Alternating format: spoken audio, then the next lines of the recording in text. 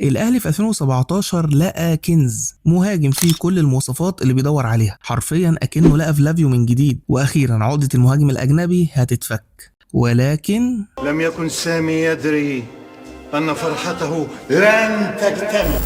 بعد ما وصلنا لصفقة ماليك إيفونا وجون أنطوي، وقلنا الأهلي ساعتها كان بيتفاوض مع مهاجم جديد يجي بعدهم، وبسبب كده أنطوي اتقمص وقرر إنه يمشي، فأنت أكيد دلوقتي لو ذاكرتك قوية هتعرف إن المهاجم اللي جاي بعدهم ده هو جونيور أجاييه، وده فعلا المهاجم اللي جه بعد جون أنطوي. لكن أجاييه كان بالنسبة لي مش مهاجم رغم إنه لعبها كتير، بس هو مميزاته أصلا كانت في مراكز تانية غير المهاجم الصريح. وبعدين أجاييه ده المحترف الأقرب لقلبي، وكان برضو الأقرب لكل الأهلاوية، فاحنا هنطلعه بره السلسلة بتاعتنا دي خالص، وأكيد في يوم من الأيام في المستقبل هعمل له فيديو مستقل. المهم خلينا دلوقتي في المهاجم اللي عليه الدور، وهو سليمان كوليبالي. مهاجم من الكوت ديفوار، لسه 22 سنة، جه الأهلي في انتقالات يناير 2017 وكان جاي من الدوري الاسكتلندي. اللاعب ده نشأ في أوروبا واكتسب منها الاحتراف والخبرة، بدايته كانت في الدوري الإيطالي ثم الدوري الإنجليزي، ده كان بيلعب في توتنهام.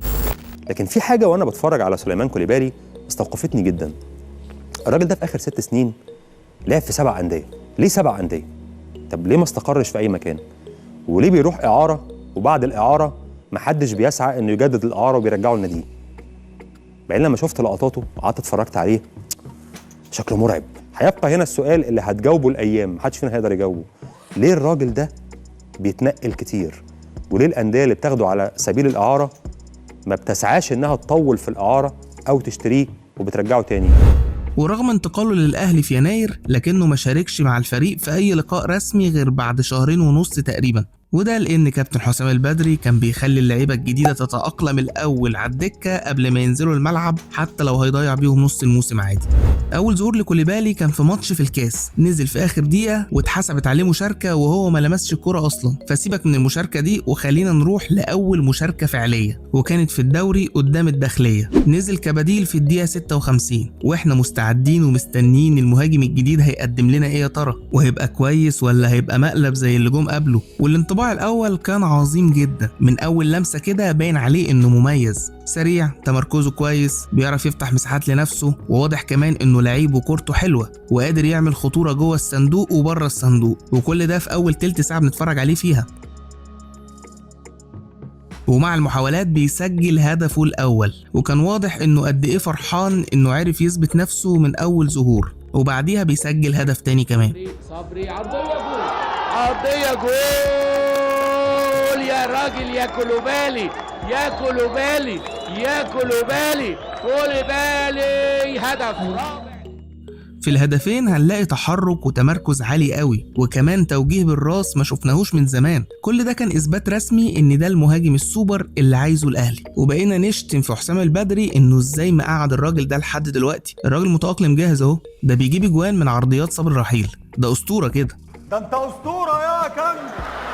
لكن برضه صعب نحكم على لاعب من نص ساعة لعبها بس، لازم نشوفه بعد كده هيستمر في التألق ولا لأ عشان نعرف نحكم صح. ونروح لتاني ماتش يلعبه كوليبالي قصاد بتروجيت في الجولة اللي بعد كده، والمرة دي طبعا كان لازم يبدأ أساسي. الماتش كان مقفل وما كانش فيه فرص، بس كوليبالي بيجيله انفراد مفاجئ لحد عنده وهو بيتعامل معاه كويس قوي ويسجل جون. الكرة هنا كانت ممكن تهرب منه، لكن هو عارف يوجه جسمه صح وركنها حلو قوي بشماله، وراح اداها شقلباز وحضن حسام البدري.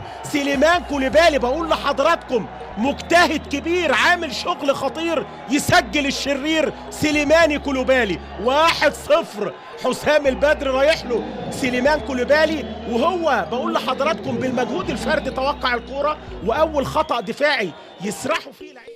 وده يورينا انه مهاجم سوبر بيعرف ياخد قرارات في الملعب وعنده لمسة التهديف. في نفس الماتش جاب جون تاني بالراس المرة دي، بس اتلغى عشان كان اوفسايد، وهنا قدرنا نكون صورة كاملة عن كوليبالي. مهاجم سريع بالكورة، عنده قوة بدنية، سريع في قراراته، ممتاز في التحرك، جيد في التمركز، هداف، حريف، مميز جدا في الكورة العالية والهدات. هو الأهلي تعاقد مع كريستيانو ولا ايه؟ الطموحات زادت جدا عند الجمهور بالنسبة للسوبر كوليبالي، ولكن أكيد مفيش مهاجم هيبقى موفق في كل ماتش وهيسجل على طول وهيتألق كده، وده حصل في ثالث ماتش يلعبه المهاجم الجديد. ماتش صعب قدام الاتحاد السكندري، ما قدرش يقدم فيه أي حاجة، لكن دي مش مشكلة. الثقة لسه موجودة ومنتظرين منه الأفضل في اللي جاي، وبيرجع تاني للتهديف في ماتش أسوان وبيسجل هدفه الرابع في الدوري. سليمان كوليبالي موجود اللي بيجيب النهارده رابع اهدافه. ده الراجل ده لو بيلعب من اول الموسم كان غرقنا جوان. ادي الجون اللي بيسجله. وفي الماتش اللي بعده قدام طنطا بيسجل هدفه الخامس مع الفريق، وكان هدف حلو قوي، وكأنه كده بيسجل بكل الطرق.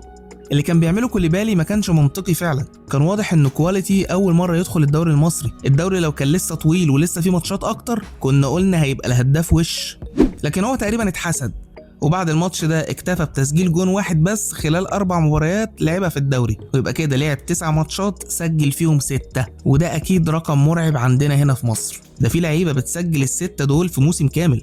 وهنا لحظه الادراك ان الاهلي معاه مهاجم سوبر السوبر، وجه وقت الاختبار الحقيقي في دوري الابطال.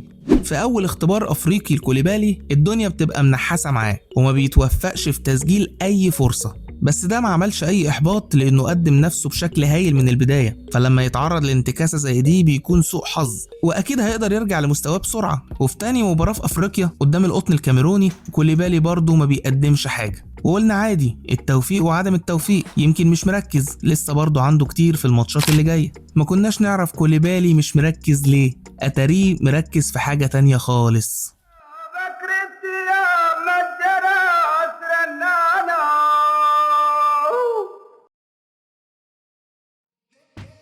بعد الماتش الفريق رجع من الكاميرون وكوليبالي قرر يسافر انجلترا فجأة ومن غير ما يقول لحد. هو بعت رسالة لسيد عبد الحفيظ قال له ان في ظروف قهرية مش هيقدر يشرحها دلوقتي ولازم يسافر ضروري، وطبعا كابتن سيد غرمه عشان سافر بدون اذن. لكن الخبر وصل للصحافة والناس هنا شكت ان كوليبالي شكله خلع ومش راجع تاني، وده اللي اتأكدنا منه بعد ما وكيل اللاعب كلم الإدارة وطلب فسخ العقد بالتراضي عشان اللاعب مش مرتاح في مصر. طاهر رئيس النادي الأهلي وقتها رفض التعامل بالاسلوب ده ورفض فسخ العقد غير لما يرجع كوليبالي القاهره ويتفاوضوا معاه ويعرفوا الاسباب اللي خلته يعمل كده، ولو ما رجعش هيقدموا فيه شكوى للفيفا. وعرفنا ساعتها اخبار ان كوليبالي كان رايح يمضي مع نادي انجليزي وكمان بيعمل الكشف الطبي، وهنا الاهلي اتحرك فورا وبعت خطابات رسميه بيشتكي فيها من اللي عمله كوليبالي، خطابات للفيفا وللاتحاد الايفواري. وبعد اسبوع كوليبالي طلع اتكلم اخيرا وقال اسباب هروبه من الاهلي. قال انه كان مش مرتاح نفسيا وكان ممكن يتعرض لاكتئاب، وقال انه كان بيتعرض للاضطهاد والناس في النادي بيعاملوه وحش، والمدرب واللعيبه ما كانوش بيتواصلوا معاه بشكل كويس، وما كانش عارف يوصل لمحمود طاهر عشان يشتكي له، ولما كان بيطلب كده كان بياخدوه المكتب ويزعقوا له.